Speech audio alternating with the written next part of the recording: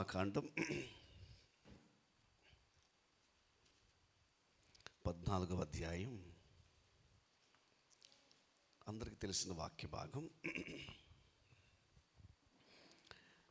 21 నుండి కొన్ని వచనాలు చదువుకుందామండి.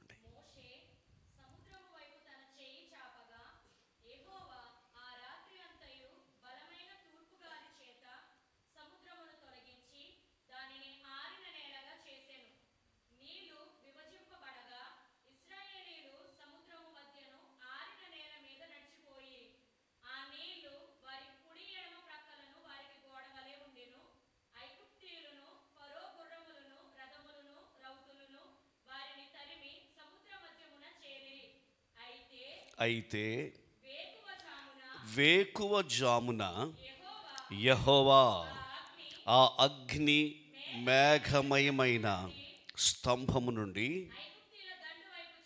చూచి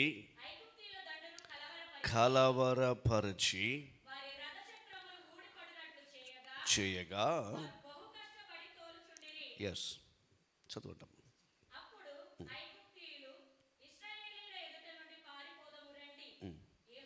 యెహోవా వారి పక్షమున మనతో యుద్ధము చేయుచున్నాడని చెప్పుకొనిరి. చదువుపండు వాక్యమును ప్రభువు మన వినికిడిలో దీవించునుగాక.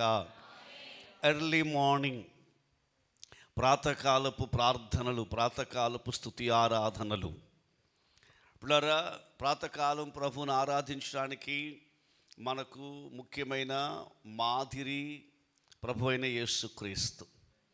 యేసుక్రీస్తే మనకు మాదిరి, అన్ని విషయాల్లోనూ మాదిరి. ఈవెన్ మార్నింగ్ ప్రేయర్స్ కూడా ఆయనే మాదిరి. ఆయన టైం టేబుల్ ఎలా ఉండేదో మనం చాలాసార్లు విన్నాము. మార్కు 1:35 ఏముంటుందంటే, ఆయన పెందల కడనే లేచి, ఆయన ఎప్పుడు పెందల కడ లేచేవారు. రెండవది, పెందల కడ అంటే రోజు 10 గంటలకు లేచి మనం 9 గంటలకు లేవడం పెందల కడ కాదు. అందుకే పరిశుద్ధాత్మ స్పష్టంగా రాయించారు, ఆయన పెందల కడనే లేచి అనగా ఇంకను చాలా చీకటి ఉండగానే, సూర్యోదయం ముందే, మేబీ లైక్ 3-4 అలా అనమాట, లేచి ఏం చేసేవారు యేసయ్య అంటే, ప్రతిరోజు కూడా అది కూడా ఎక్కడంట, ఏకాంతముగా అరణ్య ప్రదేశమునకు వెళ్ళి ప్రార్థన చేసేవారు. ఆయన ఉదయమే ఎర్లీ అవర్స్ లేచేవారు, చీకటి ఉండేది ఇంకా అప్పుడు. అరణ్యం ఏకాంతంగా ప్రభువును స్తుతించడానికి, తండ్రితో ఆరాధన చేయడానికి వెళ్ళేవారు. దేవునికి స్తోత్రం. సో ప్రతిరోజు 40 రోజులు మనం అందరం యేసయ్య అయితే ఈ పాటికి లేచి ఉండేవారు అని 3 గంటలకే లేచి రావాలి. ఆమేన్, హల్లెలూయా. యేసయ్య అయితే లేచి ఉండేవారు కనీసం 4 o'clockకి. సరే, ఆ తర్వాత బైబిల్లో చాలామంది యెహోషువ ఏ కార్యక్రమం చేపట్టినా as a captain of the army, లీడర్గా ఆయన ప్రతి ప్రోగ్రాము వేకువనే యాజకులు పిలిచి మాట్లాడేవారు, వేకువనే సైన్యమును వ్యూహపరిచేవారు, వేకువనే అన్ని కార్యక్రమాలు ఆయన ఎర్లీ మార్నింగ్ జరుగుతూ ఉండేది. సో కాబట్టి ఈ వేకువజామున ప్రార్థన దైవజనులు మన అయ్యగారికి ప్రభు ఇచ్చిన ఆ దర్శనం, అది మనందరికీ మేలుకరంగా ఉండడానికి, మనకందరికి ఉపయోగకరంగా ఉండడానికి. దేవుడు ఏదైనా ఒక మాట చెప్పినప్పుడు అది వింటున్న సమయంలో మనము దానిని ఆలోచన చేస్తే అది మన కొరకు. ప్రాతకాల ప్రార్థన వెంటనే ఆ పోస్టుగానే నా కొరకు అనమాట, నేను 5 days వెళ్ళాలన్నమాట. ఎందుకంటే యేసయ్య మాదిరి నాకు నేర్పిస్తున్న సమయం ఇది. దావీదు ఏమంటాడు, ఉదయమున నా కంఠస్వరము నీ సన్నిధిని, అంటే ఎర్లీ మార్నింగ్ ఆయన వాయిస్ పరలోకానికే వెళ్ళాలని ఆశ. అంతే, ఎర్లీ మార్నింగ్ తన మాట ఎవరికి వినబడకూడదు, యేసయ్యకే వినబడాలి, పరలోకానికే వినబడాలి. ఇప్పుడు అయ్యగారు ఒక దైవజనులకు వచ్చినటువంటి ఒక దర్శనం, ఆ కళను గురించి చెప్పారు. నేను నమ్ముతున్నాను ఏంటంటే, అది కేవలం పాస్టర్ గారికి మాత్రమే కాదు, నాకు మాత్రమే కాదు, మీరు ఏమనుకోకపోతే మీకు, మనకందరికీ కూడాను. ఏంటదంటే ఇప్పుడు మనం జీవించే ప్రతిరోజు ఆయన గ్రేసే తప్ప మన టైం ఎప్పుడూ అయిపోయింది. జస్ట్ గ్రేస్ అంతే. ఆ గ్రేస్ పీరియడ్లో ఉన్నామంతే. నేను అది వింటున్నప్పుడు వెంటనే నేను అదే అనుకుంటున్నాను, నా టైం ఎప్పుడూ అయిపోయింది. కానీ గ్రేస్ పీరియడ్ దేవుడు ఇచ్చినటువంటి గ్రేస్ పీరియడ్లో మనం ఏం చేస్తాం? దేని కొరకు గ్రేస్ పీరియడ్ ఇవ్వబడుతుంది? ఎగ్జామ్ డేట్ పెట్టేశారు. ఎగ్జామ్ డేట్ పెట్టిన తర్వాత మొత్తం మీద కొంచెం పోస్ట్ పోన్ అయింది. నిజంగా ఆలోచన చేసుకుంటే ఇంకా రెండు ప్రశ్నలు ఉన్నాయని చదువుకోవడానికి, ఇంకొక 2 లెసన్స్ ఉన్నాయని చదువుకోవడానికి, ఆ చదివేస్తుంటేనా ఇంకా బాగుండని సిద్ధపడుతున్న వారికి అది గ్రేస్ పీరియడ్ అనమాట. ఆ గ్రేస్ పీరియడ్లో వారు ఏం చేస్తారు, ఇవ్వబడినటువంటి ఆ 3 days టైము, ఇవ్వబడినటువంటి ఆ 5 days టైము ఇంకా ఆ లెసన్స్ చదువుకుంటూ ఉంటారు. ఇప్పుడు మనకు కూడా పరలోకం వెళ్ళడానికి దేవుడు గ్రేస్ పీరియడ్ మనందరికీ ఇచ్చాడు. సో ఈ ఉదయం నాకు ఆ ఒక్క మాట చాలు. ఈ రోజుకి మనకేంటంటే గ్రేస్ పీరియడ్లో ఉన్నాం మనం. మనకందరికీ చాలా మిస్డ్ కాల్స్ వచ్చాయి. రియల్ గ్రేస్ పీరియడ్లోకి దేవుడు మనకిచ్చారు. ఈ గ్రేస్ పీరియడ్ మనం ఏం ప్రతి నిమిషము సద్వినియోగం చేసుకుంటే ఆమేన్, హల్లెలూయా హల్లెలూయా, ప్రభువు కృప చూపును గాక. సరే, ఉదయం నాకు ప్రభు ఇచ్చినటువంటి ఒక వాక్యపు తలంపు ఏంటంటే, ఇశ్రాయేలీయులు ప్రయాణం చేస్తున్నారు మనకు తెలుసు. ఆ ప్రయాణంలో ఐగుప్తు దేశం నుంచి బయటకు వచ్చిన తర్వాత వారు అప్పటికే కొంచెం సంతోషంగా ఐగుప్తు బంధకాల నుంచి విడిపించబడ్డాము అనేటువంటి ఉత్సాహంతో సాగిపోతుండగా ఎన్నో పరిస్థితులు వారి జీవితంలో వచ్చాయి. దానిలో చాలా పెద్ద సంక్షోభం ఎర్ర సముద్రం. మనకు తెలుసు ఎర్ర సముద్రపు సంక్షోభం ఎటువంటిది అని అంటే, ఇక ఏదో జరిగిపోద్ది అంతే. Loss, failure, death guarantee point అది. మిగతా పాయింట్లన్నీ ఏదో ఒక వెసులుబాటు ఉండొచ్చు. మారా ఉందనుకోండి, కొంచెం పర్వాలేదు, చేదు అడ్జస్ట్ అయితే అడ్జస్ట్ అవ్వచ్చు. కానీ ఎర్ర సముద్రం అలా కాదే. ఎర్ర సముద్రంలో అయితే జల సమాధి అవుతాం, లేకపోతే ఫరో చేతికి అప్పగించబడతాం, వేరే మార్గం లేదు. అలాంటి ఒక సంకట స్థితిలో వాళ్ళు ఉన్నారు. ఇప్పుడు ఎర్ర సముద్రం నుంచి దేవుడు వారిని విడిపించడానికి ప్రభువు చేసిన ఒక కార్యాన్ని మాత్రం ఎన్నోసార్లు ధ్యానం చేసిన మాట, తలంపు మాత్రమే, థాట్ ఫర్ దిస్ మార్నింగ్ అని మేము ముందు పెడతాను. ఆ భయంకర సంఘర్షణ maybe in this 2nd month, first day మన లైఫ్లో కూడా ఒక పరిస్థితి ఏంటంటే ఏదైనా డేంజరే అన్నట్టుందన్నమాట అండి. ఎటు వెళ్ళినా డేంజరే. ముందుకెళ్ళినా డెత్ గ్యారంటీ, వెనక్కి వెళితే ఇంకా మొత్తం ఎప్పటికీ బయటికి రాలేని ఫరో కాడే అవుతుంది. ఇలాంటి స్థితి బహుశా ఈ ఎర్లీ మార్నింగ్ మనకు ఉందేమో తెలియదు. అలాంటి సంఘర్షణలో నీవు ఉంటే ఈ ఉదయకాలం వారికి చేసిన కార్యాన్ని దేవుడు మనకు చేస్తారు. మనకు తెలుసు ఐగుప్తులు ఇంకెన్నడూ చూడవు అని చెప్పాడు కదా దేవుడు.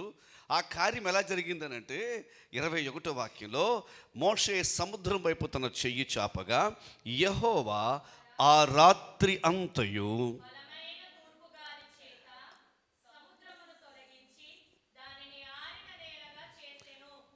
దేని తొలగించేశాడండి? వారికి ఏది ప్రాబ్లంగా ఉంది? అందరూ మాట్లాడదామండి వాక్యం. ఎర్ర సముద్రం. దేవుడు అంటే వీరి కోసం సముద్రాన్ని తొలగించేసాడటండి. సముద్రమును తొలగించి, పాస్టర్ గారు, బ్రదర్, అమ్మా, అసలు సముద్రమునే తొలగించేంత కార్యం ఆ దేవుడు తన బిడ్డల కొరకు చేస్తుంటే, మన ముందున్నది సముద్రం అంత నీళ్ళు అయితే కాదు, బహుశా నదో పిల్ల కాలవో చిన్న కాలువ అంత నదికే భయపడిపోతున్నాం మనం. కానీ దేవుడు చేసిన కార్యం ఉదయం ఒకసారి ఆలోచన చేస్తే, సముద్రమునే తొలగించిన దేవుడు. సరే, ఎప్పుడు చేశాడంట ఆ పని? రాత్రి అంతా. ఆలోచన చేస్తే నైట్ చేశాడంట పని. ఒక విషయం, నైట్ చేయుట అనే మాట ఆలోచన చేస్తే, నైట్ మనం నిద్రపోతుంటాం, దేవుడు మన కోసం గొప్ప కార్యం చేస్తున్నాడు. మరలా చెప్తాను, ఆ తలంపు ముందు పెడతాను. Night you are sleeping, you are taking rest. అప్పుడు కాస్త ఎంత కష్టమైనా, ఎంత సంక్షోభంలో ఉన్నా మనకి నిద్ర పట్టదంటాం, కానీ కనీసం 1 గంట నిద్రపోతాం. మామూలుగా ఆలోచన చేస్తే ఏదో మొత్తం మీద 1 గంట అయినా మన బాడీ నిద్రలోకి తీసుకెళ్ళిపోతుంది. నీవు అలాగూ ఆ ప్రశాంతతలో ఉన్న సమయంలో నీ కొరకు నీ దేవుడు నిద్రపోకుండా నీ కొరకు రాత్రంతా కార్యం చేస్తున్న దేవుడు అయి ఉన్నాడు. ఆమేన్. ఇప్పుడు ఇక్కడ మనకి అలాగే ఉంది. కానీ చాలామంది చెప్తుంటారు, మనం ఎప్పుడు వెళ్ళలేదు కానీ, విదేశాల్లో లేకపోతే చాలా చోట్ల వర్క్స్ అటండి, రోడ్ల పనులన్నీ ఎప్పుడు చేస్తారటండి? నైట్ చేస్తారు. తెల్లవారేటప్పటికి రోడ్డు వేసేసి ఉంటుందట, తెల్లవారేటప్పటికి వర్క్ జరిగిపోతుంటుందట. అంటే ఇప్పుడు ఎందుకు పగలు చేయరు? పగలు వర్క్ మొదలు పెడితే ట్రాఫిక్ జామ్ అవుతుంది, పగలు వర్క్ మొదలు పెడితే అది ముందుకెళ్ళదు కొన్ని పనులు. అందుకనే అనేకులకు మేలుకరంగా ఆ ప్రాంతంలో నైట్ అంతా రోడ్డు వేసేసారు. అలాగే జస్ట్ ఆలోచన చేస్తే నీ జీవితపు రాత్రిలో, నీ జీవితపు చీకటిలో నీ దేవుడు మాత్రం మౌనంగా లేడు. నీ దేవుడు నీ కొరకే కార్యం చేస్తున్నాడు. ఇజ్రాయేలు కొరకు రాత్రంతయు దేవుడు వర్క్ చేశాడు. దేవునికి స్తోత్రం, స్తోత్రం, స్తోత్రం, స్తోత్రం. Hallelujah, hallelujah. The darkness of your life, the night of your life, your God is working for you. నీ దేవుడు నీ కొరకు కార్యం చేస్తున్నాడు. నీవు అనుకుంటున్నావు నాకు నిద్ర పట్టలేదని, కానీ నిద్ర పట్టకపోవడం తప్పనిసరిగా 1 గంట 2 గంటలు నిద్రపోయావు. నువ్వు ఒకవేళ మెలకుగా ఉన్నావు అనుకున్నావేమో, కానీ నీ బాడీలో చాలా పార్ట్స్ కాస్త ఆ నిద్రాణ అవస్థలోనే ఉన్నాయి. కానీ నీ దేవుడు మాత్రం నీ కొరకు నీ కొరకు ఆయన నిద్రపోకుండా రాత్రంతా ఆయన కార్యము చేశాడు. సముద్రాన్ని తొలగించేశాడు. తెల్లవారి చూసేటప్పటికే వేకువజామున 24వ వాక్యం, వేకువజామున, దేవునికి స్తోత్రం. when they come to the early hours of the day, ఇప్పుడు వారికి కనబడేది సముద్రము కాదు, ఇప్పుడు వారికి కనబడేది యెహోవా అగ్ని, మేఘమయమైన స్తంభము.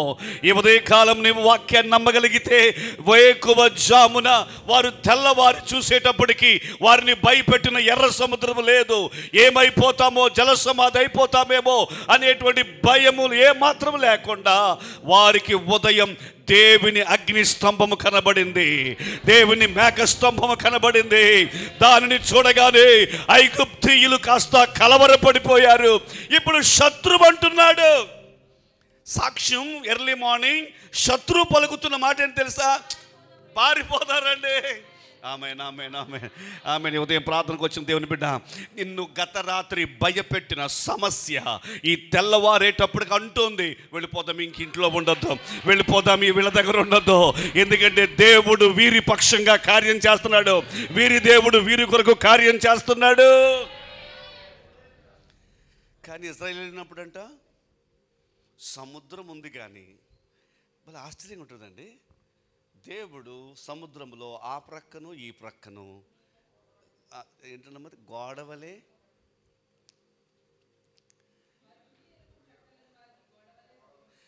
కుడి ఎడమల ప్రక్కన వారికి.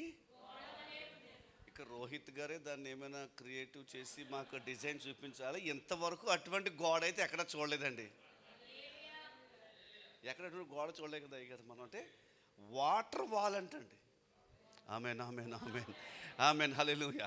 వాటర్ వాల్, సిమెంట్ వాల్ చూసాం, రేకుతో చూసాం, ఇంకా ఈ షీట్స్తో చూసాం, లేకపోతే వుడ్తో చూసాం. కానీ వాటర్ను వాల్గా కట్టబడిన అద్భుతం. ఆమేన్, ఆమేన్. ఒక్క మాటలో చెప్పాలంటే అంతకు ముందు రాత్రి వాళ్ళ భయం ఏంటండి? గట్టిగా చెప్దామండి, ఈ నీళ్లు ముంచేస్తాయని. తెల్లవారేటప్పటికి వేకువజామున దేవుని అగ్నిస్తంభం కనబడగానే ఏ నీళ్లు ముంచేస్తాయని అనుకున్నారో ఇప్పుడు కనబడేది. ఆ నీళ్లు కనబడట్లేదు, కానీ ఆ నీళ్ళేనంట వాళ్ళని వీళ్ళని కాపాడడానికి గోడలాగా ఉన్నాయంట. ఆమేన్, ఆమేన్, ఆమేన్, ఆమేన్. దేవుడు నీ కొరకు ఎప్పుడు ఎన్నడూ ఎవరికి చెయ్యని కార్యాన్ని నీకు చేయబోతున్నాడు. ఈ 2వ నెలలో అద్భుతాన్ని నువ్వు పొందబోతున్నావు. ఆ అద్భుతాన్ని నువ్వు పొందబోతున్నావు. ఎన్నడూ ఎక్కడ ఎవ్వరికి ఇలాంటి మిరకల్ జరగలేదు, వారికి మాత్రమే జరిగింది.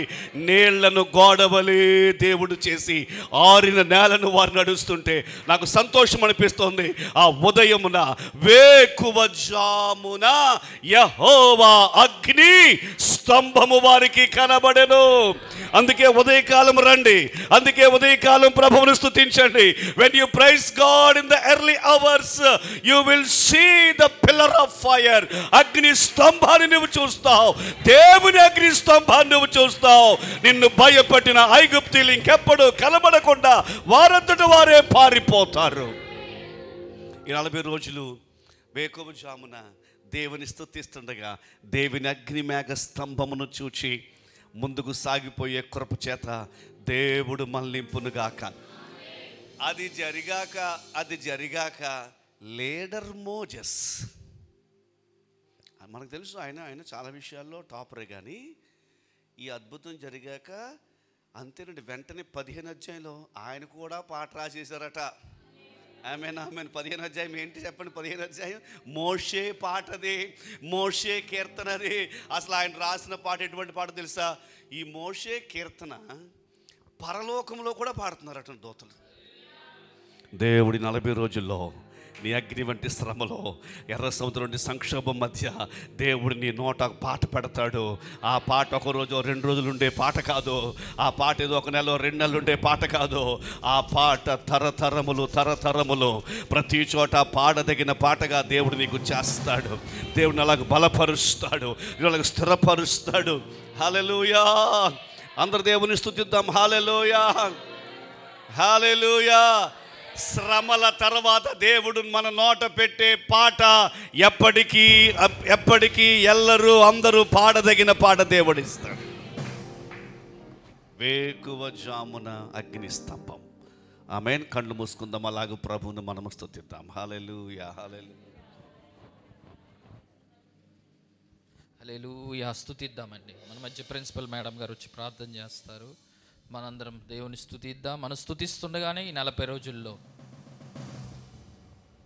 దేవుడు గొప్ప కార్యం జరిగించిపోతున్నారు. హల్లెలూయా. స్తోత్రములు, స్తోత్రములు, స్తోత్రములు, స్తోత్రములు. మహాపరిశుద్ధుడా, మహాఘనుడా, సర్వాధికారి, ఘనమైన తండ్రి, నీ ఘనమైన శ్రేష్టమైన నామానికి లెక్కలేని స్తోత్రాలు తండ్రి.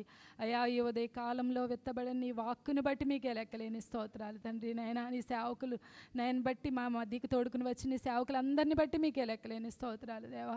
ఉదయ కాలం నైనా కూడి వచ్చిన మమ్మల్ని అందరినీ బలపరిచిన విధానాన్ని బట్టి మీకే వందనాలు, స్తోత్రాలు. నైనా శూరుడా, వీరుడా, మీకే లెక్కలేని స్తోత్రాలు తండ్రి. మా జీవితాల్లో ఏవైతే మమ్మల్ని భయపెడుతున్నాయో, ఏ సమస్యలు అయితే మమ్మల్ని వెక్కిరిస్తున్నాయో, వాటన్నిటి విషయం నువ్వు చేయబోతున్న గొప్ప కార్యాలను బట్టి మీకే లెక్కలేని స్తోత్రాలు. మహాద్భుత కార్యాలను బట్టి నీకే స్తోత్రాలు తండ్రి. అన్య జనులు కలవరపడే కార్యాలు మా జీవితంలో మీరు చేయబోతున్నారు, మీకే లెక్కలేని స్తోత్రాలు. నైనా ఇదిగో ప్రభువా, అన్య జనులు వీరి దేవుడు గొప్ప కార్యములు చేశానని నైనా మమ్మల్ని గూర్చి చెప్పుకునే రీతిగా ప్రభువా ఇక్కడ కూడి ఉన్న ప్రతి ఒక్కరి జీవితంలో ప్రభువా నైనా ఇదిగోనైనా మీరు అద్భుతాలు చేయబోతున్నందుకు మీకే లెక్కలేని స్తోత్రాలు. అయ్యా, ప్రత్యేకంగా నైనా మీ సేవకుల్ని ఇంకా నువ్వు నూరంతల ఆత్మతో అభిషేకించి వాడుకోండి అయ్యా. అయ్యా నైనా మాకు ఇచ్చిన ఈ గ్రేస్ పీరియడ్ ప్రభువా నీ నామ మహిమ కొరకు బ్రతక